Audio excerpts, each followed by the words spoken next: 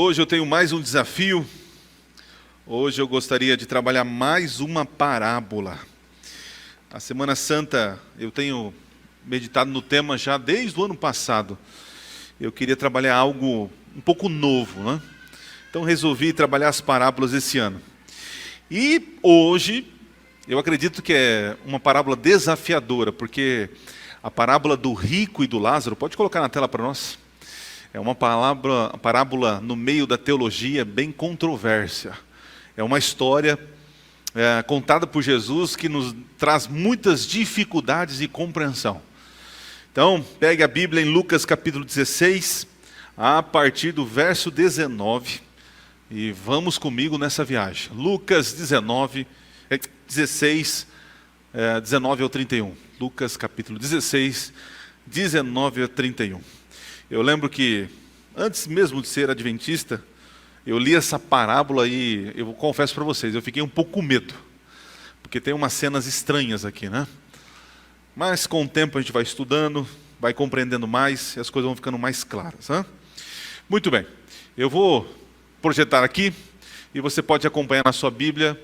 A leitura diz o seguinte, a partir do verso 19, né? Lucas 16, a partir do verso 19, diz o seguinte: Ora, havia um homem rico que se vestia de púrpura e de linho finíssimo, e que se alegrava todos os dias com grande ostentação.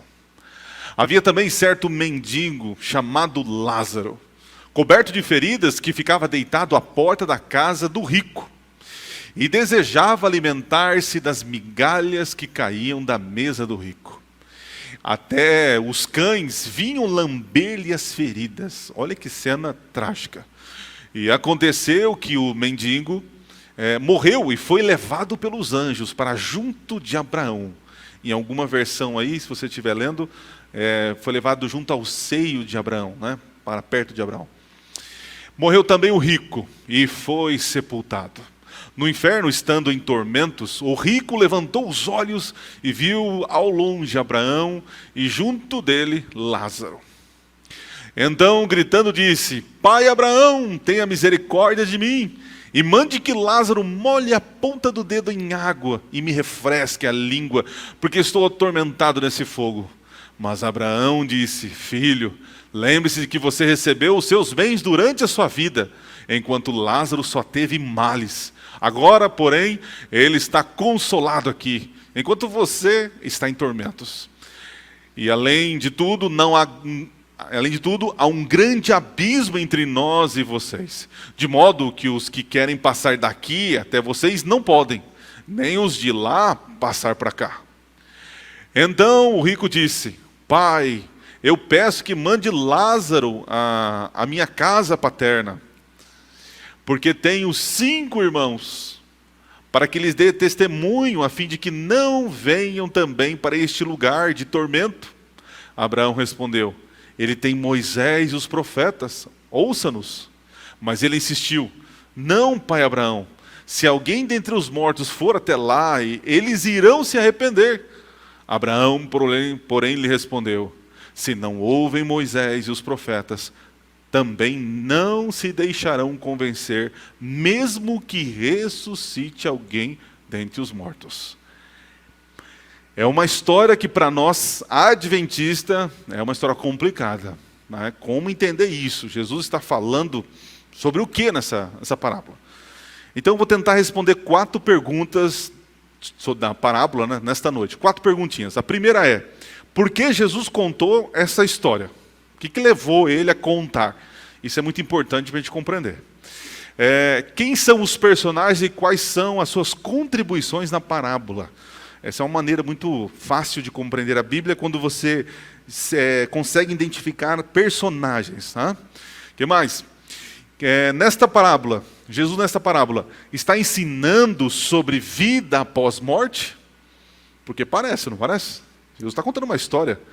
A pessoa morre e depois conversa, né, depois da morte. E a última pergunta que eu vou tentar responder: qual relevância esta parábola traz para a nossa vida hoje? Que adianta eu estudar se isso não for importante para mim? Então eu espero em Deus trazer alguma coisa que seja relevante para você nessa noite. Então, vamos entender o porquê Jesus contou essa história. Jesus, nos versos anteriores, está falando sobre, está ensinando sobre lidar com riquezas. Como que a gente lida com as riquezas. E ele tem um verso, né, no verso 13 do capítulo 16, diz assim, ó: nenhum servo pode servir a dois senhores, porque irá odiar um e amar o outro, ou irá se dedicar a um e desprezar o outro. Vocês não podem servir a Deus e a riqueza. A palavra riqueza ali é a palavra grega mamon, é o Deus da riqueza.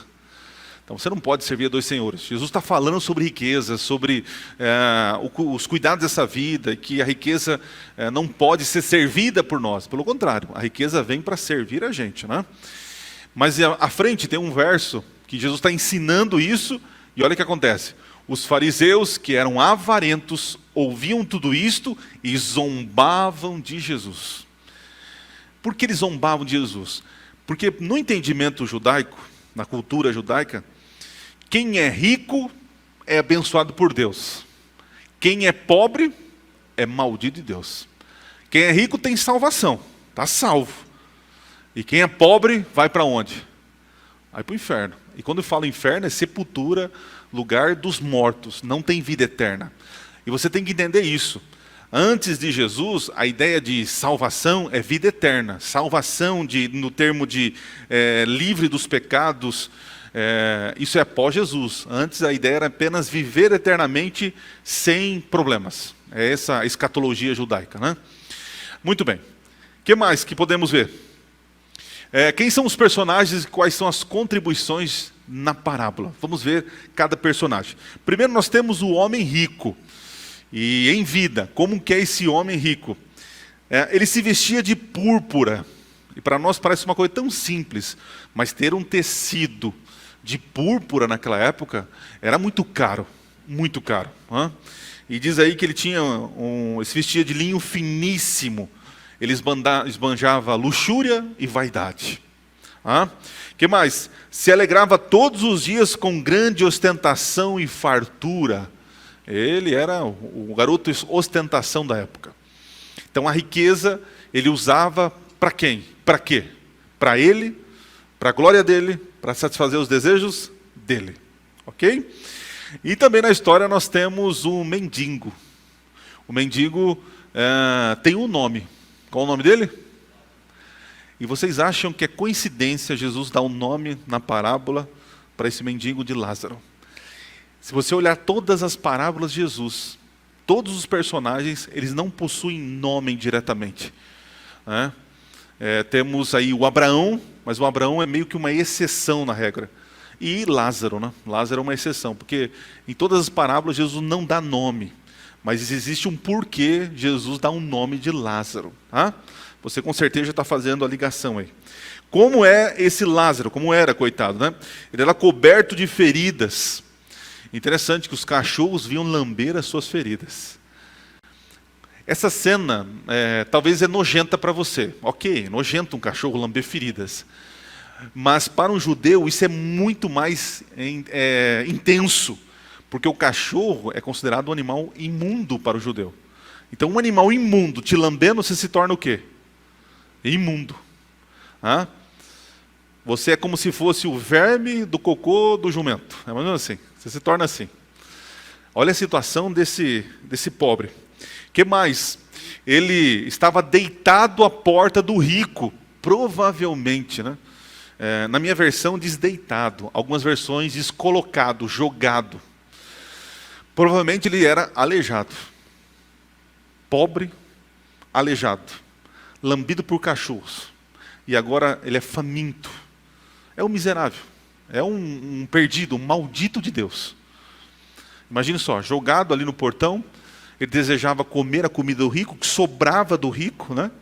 Essa é a situação dele. Outro personagem que aparece é os anjos, né? Os anjos, o que eles fazem na história, os anjos? O Lázaro morre, e quem leva para o céu? Os anjos.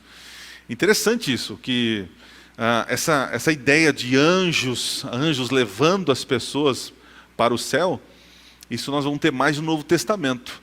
mas já era uma ideia já do Antigo Testamento que os anjos, eles trabalhavam em prol de Deus e cuidando da humanidade, né? Temos então Abraão, o Abraão aí da história, é o pai Abraão. Interessante que o rico chama Abraão não só de Abraão, mas chama ele de pai Abraão. Então, esse rico, além de ser rico, ele era um bom religioso, porque tinha como pai Abraão. Lembra os fariseus que diziam, nós temos Abraão como pai, e você, que é filho de quem? Da perdição, do diabo, né? Acusando Jesus, né? Os fariseus acusando Jesus. Também nós temos os 5 irmãos do rico, que aparecem no finalzinho lá, ele intercedendo pelos filhos, pelos irmãos. E também, no final, aparece Moisés e os profetas, que representam o Antigo Testamento, os 39 livros do Antigo Testamento. Moisés, o Pentateuco, e os profetas maiores e menores, o restante dos livros. Certo? Muito bem. Agora vamos ver a cena pós-morte. A cena pós-morte.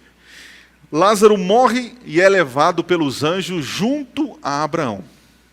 Aí já começa a ficar uma cena diferente, né? Então quer dizer, pastor, que as pessoas morrem, Jesus está falando, que ele morreu e já foi para o céu.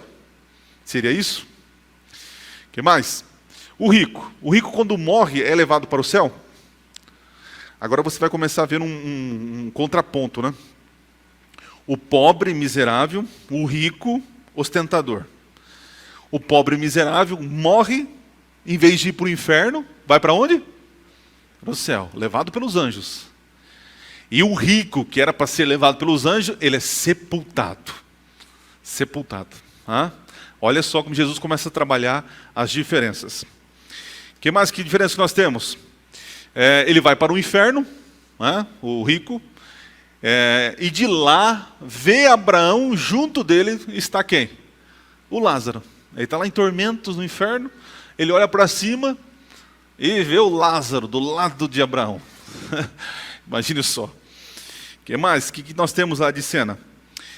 Ele clama por misericórdia. Ele clama para quem misericórdia?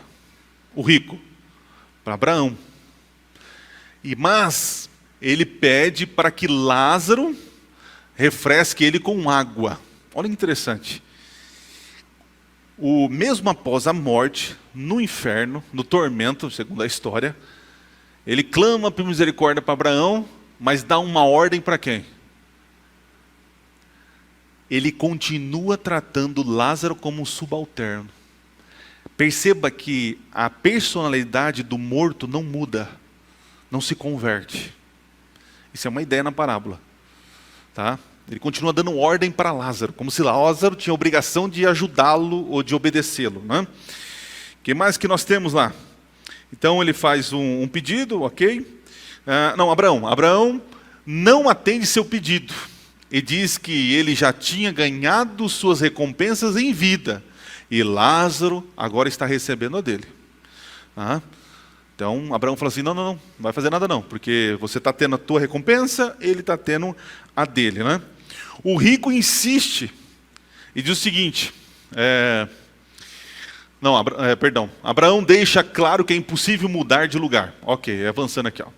O rico faz mais um pedido, um segundo pedido. Pede novamente a Lázaro que volte à vida e testemunhe esta triste situação aos seus 5 irmãos, né? Para que eles não venham para este lugar. Eu até coloquei uma pergunta, eu me fiz uma pergunta. Por que o rico queria que Lázaro voltasse à vida e avisasse os seus irmãos? Qual era o objetivo do rico? O que o rico queria com isso? Salvar os irmãos da perdição? O que vocês acham? Ele é tão bonzinho assim? Interessante, hoje estudando, hoje eu acordei 4h30 da manhã para estudar esse tema. Eu li 16 livros sobre esse tema. E teve 3 autores que sugerem que ele queria que avisasse os irmãos para que os irmãos não fossem para o inferno, para não ver ele de forma desprezível como ele estava. Porque em vida ele ostentava luxúria e grandeza. Então ele tinha vergonha se a família visse ele daquela forma. É uma ideia. que mais, gente? Abraão responde que eles possuem a revelação nas Escrituras.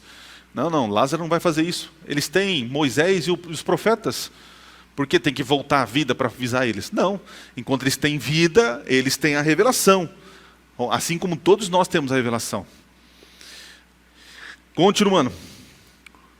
O rico insiste e diz assim, se eles virem alguém voltando dos mortos, eles irão se arrepender, ou seja, não virão para cá. Abraão responde, se não ouvem Moisés e os profetas, também não se deixarão convencer, mesmo que ressuscite alguém dentre os mortos. Vamos então à pergunta importante aí. Jesus, nesta parábola, está ensinando sobre vida após morte? E foi difícil achar uma resposta. Mas encontrei várias. Apesar que foi difícil, encontrei várias. É mais ou menos assim. Vou contar uma história para vocês. Era uma vez 3 cristãos. O João, o Pedro e o Tiago. Eles moravam num sítio. E o João fez uma casinha de palha, porque ele queria se proteger, porque havia ali um diabo que atormentava as pessoas. O João fez uma casinha de palha. O Tiago fez a casinha de madeira. E o Pedro fez a casinha... vocês conhecem a história? Fez aí. Aí certo dia, na floresta, eles escutaram um barulho. E eles então ficaram com medo e cada um foi para sua casa. O João foi para a casa de palha.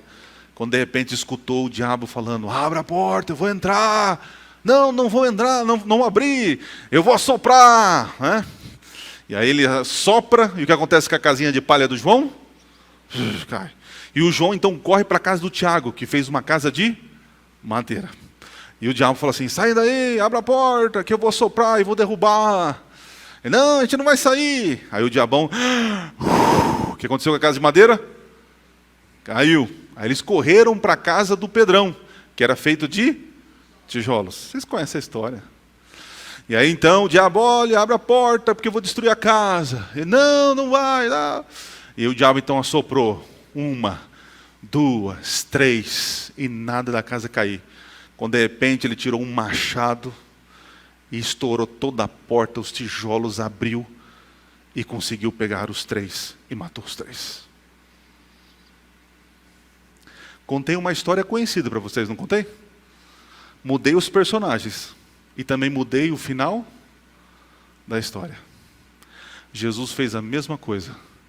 Ele contou uma história conhecida, mudou os personagens e mudou o final da história.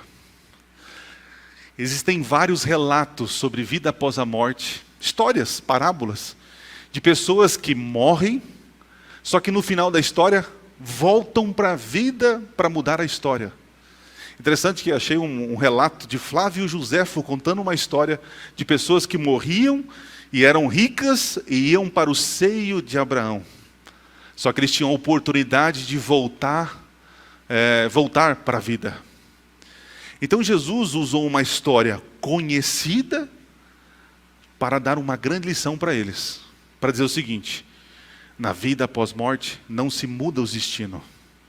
Não se volta à vida.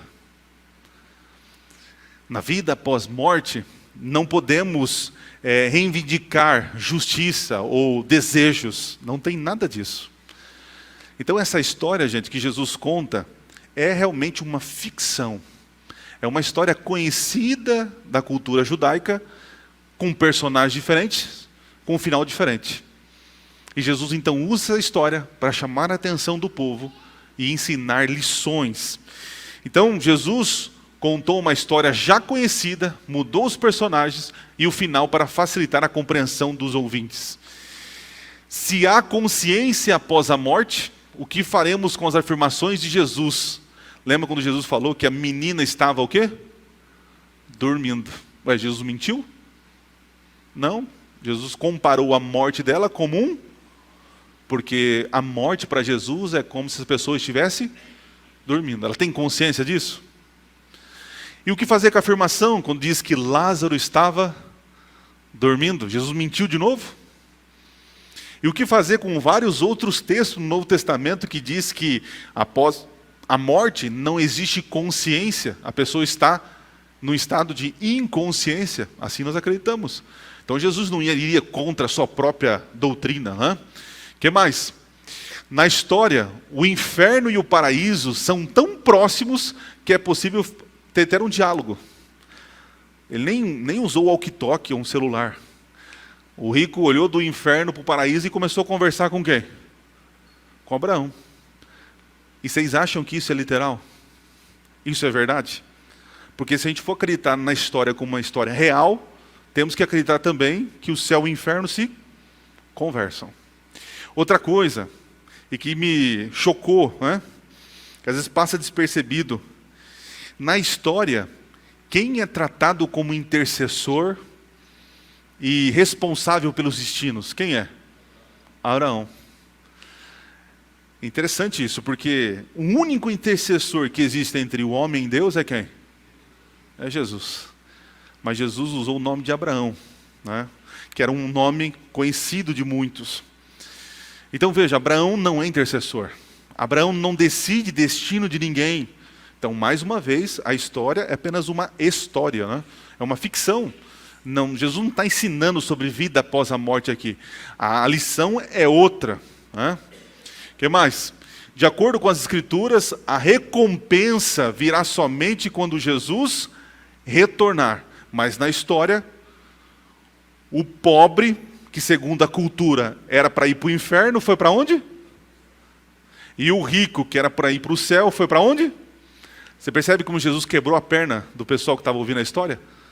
Como assim o rico foi para o inferno? E o pobre, imundo, foi para o céu? Então Jesus quebra a expectativa deles. Só que interessante, de acordo com a Bíblia, quando a pessoa morre, ela não recebe a sua recompensa. Ela vai receber quando? Quando Cristo voltar. E quem vai dar a recompensa? É Abraão ou é Jesus? É Jesus. Muito bem, é Jesus. Muito bem. Avançando. Então vamos para a relevância dessa parábola para mim e para você. Tá? E agora a gente desce a ladeira e conclui a mensagem. Nosso destino não pode ser mudado no pós-morte. Enquanto há vida, há esperança. Ok, mas depois da morte, não tem como mais mudar. Isso não é um ensino bíblico, né? Esse negócio de reencarnação, mudar após a morte, tentar resolver o que está faltando resolver, né? Eu lembro aquele filme tão famoso, o Ghost, né? O camarada não foi para a luz porque tinha algo para resolver. E ficava vagando por aí. Né? É até assustador esse negócio, né? Mas isso não é um ensino bíblico. Morreu, acabou a chance. O ensinamento precioso da parábola. As riquezas são instrumentos de bênção. Para ser bênção, para quem? O rico na história usou a riqueza para quem? Para ele. Para ele. E o mendigo ali caído, sendo lambido por cachorros, morrendo de fome, e ele não ajudou. Mas na cabeça dos fariseus, quem era o abençoado e salvo? O rico, e não o Lázaro. Veja, a gente não está dizendo que se você for pobre, você vai para o céu, não é isso. E se você for rico, vai para o inferno, não é. É que o que você faz em vida com aquilo que Deus te dá. Terceiro, Jesus ressuscitou Lázaro, mas planejaram matar a Lázaro. Jesus foi ressuscitado, porém subornaram guardas para mentirem sobre a verdade. Na história, o rico acredita que se as pessoas virem um milagre, elas vão ter fé. E aqui eu quero que vocês entendam. Nessas noites eu tenho mostrado pessoas aqui, conversado com pessoas que teve um milagre de Deus. Mas não sei se vocês perceberam, que mesmo sem o milagre, eles já tinham fé. Não esperem que os milagres te dê fé. É o contrário. Você tem fé e aí então acontece os milagres.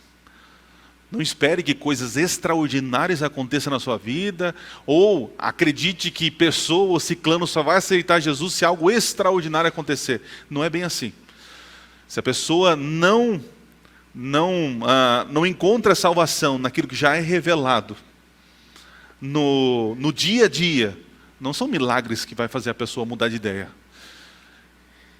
Penúltima consideração.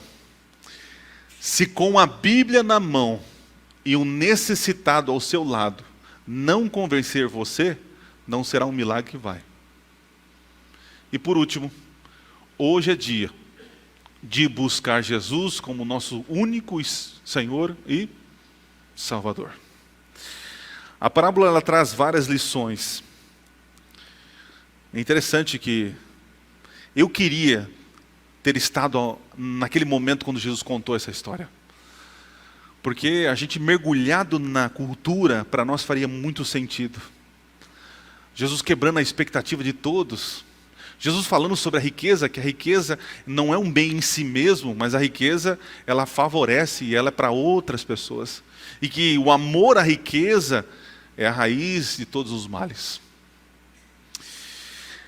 Enquanto nós temos vida, é nessa vida que a gente tem que fazer as coisas, né?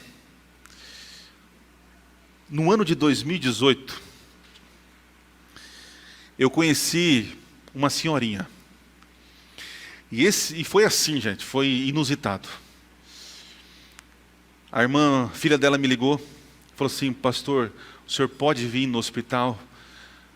O médico já deu o diagnóstico, já chamou, meus irmãos vieram da Bahia, de Minas. Nós estamos aqui em mais de 12 pessoas no hospital. Eu preciso que o senhor venha fazer a última oração com a minha mãe, porque ela não passa dessa noite. E para mim foi um susto, como assim? Agora. E eu fui. Cheguei no hospital, os filhos chorando. Uma cena assim, inusitada, porque eles olhavam para mim, alguns olhavam com um ar de esperança, mas outros olhavam com desdém. O que ele pode fazer? E eu, vou dizer para vocês, eu estava mais perdido que segue em tiroteio ali. Porque eu falava comigo mesmo, falei: Senhor, quem sou eu? Se o médico já falou que ela vai morrer nessa madrugada. E eu lembro que eu cheguei na cama, ela estava com o aparelho, e a respiração carregada. Peguei na mãozinha dela, comecei a falar com ela, e ela com muita dificuldade abrir e fechar os olhos. Aí eu orei com ela: você aceita Jesus como Senhor e Salvador na tua vida? Sim, uma vez. E ela piscava uma vez. Você entrega a sua vida, os seus pecados em Cristo. E fui falando com ela. Aí saí do quarto. A irmã, que era a única irmã da fé que nós tínhamos, a filha dela, né, que era nossa irmã, ela veio e me abraçou: obrigado, pastor, obrigado. E eu fui para casa. Cheguei em casa, contei para Poliana, triste situação. Fui dormir. Quando acordo, estou ali no escritório, cedinho, liga essa irmã. E eu falei: já vai me dizer aí o horário do funeral, né? Pois não, pastor, você tem que vir em casa. Falei: o funeral vai ser na casa da senhora? Não, pastor, o senhor tem que vir em casa. Mas venha logo. Falei: pai, mas não morreu? O que aconteceu? E eu fui. Coloquei a roupa rapidinho e fui. Quando eu cheguei, parei o carro na frente da casa, um muretinho baixo, assim, um murinho baixo. Quando eu olho após o muro assim, uma varanda, que era a casa da irmã, vocês não vão acreditar quem estava varrendo a varanda. Não, vocês não vão acreditar. Era aquela mesma moribunda que estava ali. Eu falei: não, é pegadinha do malandro? Só pode. Aí a irmã saiu, veio e me abraçou: pastor, olha o milagre. Eu falei: mas como assim? Eu não estou entendendo. Pastor, o senhor saiu. Demorou um pouco, essa mulher começou a voltar, a mexer os braços. Quando nada, ela levanta da cama, manda tirar todo aqueles aparelhos. E tá aí, quis ir embora. A gente falou: não, vai ficar no hospital. Eu falei: eu quero ir embora. E não tinha quem segurava essa mulher no hospital. Tá aí varrendo a varanda. E isso foi uma notícia assim, a cidade espalhou. Mas não acaba por aí. Naquela mesma semana, um amigo nosso, muito querido da igreja, não vou dizer o nome dele, Mas ele estava com uma dor muito forte nas costas. Sempre tratou com dor na coluna. Mas naquela semana deu um diagnóstico. Ele tinha um caroço que comprimia a coluna dele. E aí fui visitar ele. O diagnóstico era um câncer. E ele falava assim: pastor, tá tudo certo. Deus vai me curar como curou. Falei: vamos orar. Eu vou dizer para você, gente, eu não sou aquele pastor que vai chegar para você e vai falar assim: vai dar tudo certo. Quem sou eu para falar isso? Vamos orar. Vamos orar. Não sou pessimista. Uma outra dificuldade que eu tenho é quando eu sei que alguém está grávida. Eu sempre chego: vamos orar, Deus abençoe. Meu histórico não é muito bom com gravidez. Passou uma semana, 2, e ele começou a perder muito peso. Eu sei que depois de 3 semanas, quando eu fui visitar ele, nosso irmão estava pele e osso. Ele não estava conseguindo falar. E ele falava assim: não, pastor, se Deus curou fulano, vai me curar. Aí eu falei: vamos fazer a unção? Ele falou: não, pastor, não precisa. Não precisa. Não, mas a unção é para cura. Não, eu tenho certeza. Não, vamos fazer. Não, está tudo certo, pastor, não vamos fazer não. Ele não quis fazer a unção. Ele acreditava que tendo um pensamento positivo era o que precisava para curar as coisas, né? Fui embora. À tarde a esposa ligou: pastor, ele está me chamando pelo senhor. Fui. Quando chego lá, encontro um homem chorando. Ele falava assim: pastor, Deus não vai me curar. Eu já entendi. Mas pastor, por que Deus curou ela, que nunca teve fé, nunca foi da igreja, nunca vi aquela mulher entrando na igreja, e Deus curou ela, pastor? Mas pastor, eu tenho que levantar daqui, porque eu tenho uma menininha que está crescendo, e eu quero levar ela no altar.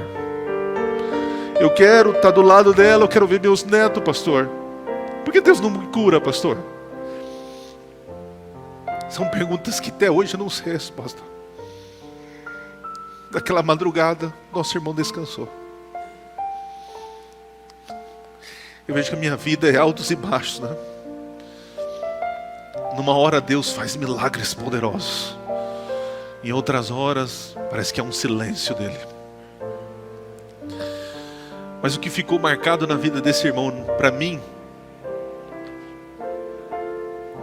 foi de: pastor, eu queria ir no altar com a minha filha. Tem tantas coisas que eu tenho para fazer e eu não fiz. Ainda não levei minha esposa para fazer isso. Ainda não tive um momento com meu filho. Sabe, o dia é hoje. É hoje. Não sabemos o dia de amanhã. Não sabemos. É hoje. A parábola do rico e Lázaro mostra que o nosso destino é traçado em vida. Porque depois, acabou. Se vocês não buscarem Jesus enquanto há vida, quando que vocês vão buscar?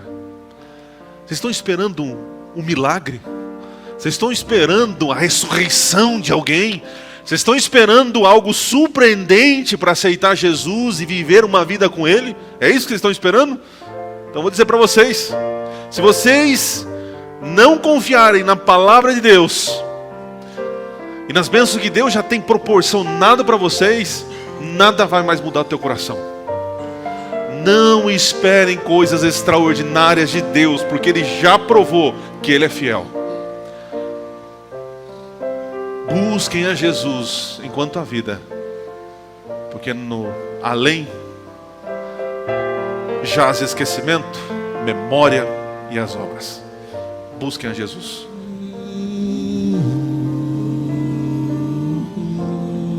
Querido bom Deus, nós queremos a cada dia buscar Jesus. Que Jesus, Ele mude o nosso coração, nossa vida, enquanto a vida. Como é triste saber que pouco tempo nos resta de vida, e que nesse resto de vida possamos usar as riquezas para salvar pessoas, para ajudar, compartilhar. A história de hoje nos chama ao arrependimento e nos faz refletir das nossas atitudes durante a nossa vida. Pai, que cada um aqui, ao sair desta casa de misericórdia, possa ser bênção a outras pessoas. Que todas as riquezas que o Senhor tem nos dado, quer seja recursos, quer seja saúde, quer seja alegria, quer seja motivação, isso seja compartilhado a todos que necessitam. E que possamos demonstrar carinho, afeto para os nossos, para que muito em breve todos nós possamos estar juntos na eternidade com o Senhor. Amanhã temos mais uma noite e queremos mais uma vez ouvir Tua palavra. Por favor, traga-nos de volta. Traga as pessoas que temos convidado, nossos amigos, familiares, para que eles não apenas assistam um programa, mas também tenham um encontro com Jesus Cristo. E eu lhe peço mais uma vez, como pastor desta igreja, que a graça de Jesus, o amor de Deus o Pai e a consolação do Espírito esteja sobre todos nós. E a igreja diga: Deus abençoe vocês. Vão na paz do Senhor.